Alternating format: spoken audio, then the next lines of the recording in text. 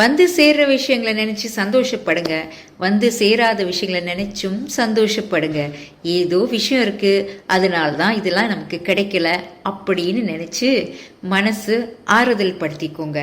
ஏன்னா அப்படியே நீங்க ஆசைப்படுற எல்லா விஷயத்தையும் உங்கள்கிட்ட கொடுத்துட்டாக்க யோசிச்சு பாருங்க, கண்டிப்பா ஒரு நாள் நீங்க ஒரு சில விஷயங்களை வெறுக்க ஆரம்பிப்பீங்க, வேண்டான்னு நினைக்க ஆரம்பிப்பீங்க.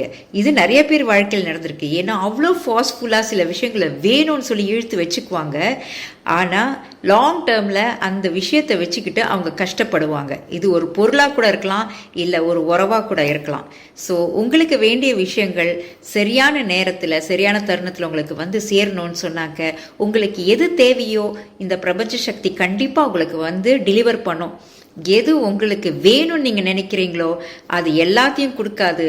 ஏன்னா பிரபஞ்சம் உங்களுக்காக வேலை செய்யுது, நமக்காக வேலை செய்யுது.